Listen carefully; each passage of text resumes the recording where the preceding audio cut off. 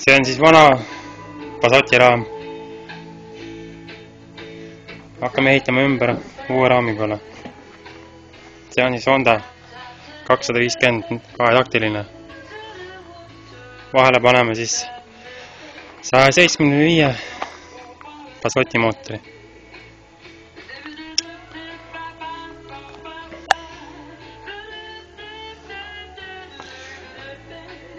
Tundub, et asi polegi väga hull. Vaatame, kuidas istuvad vahele paak.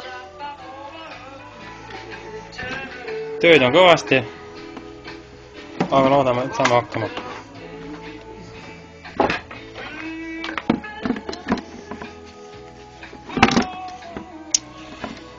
Tekkis väike probleem.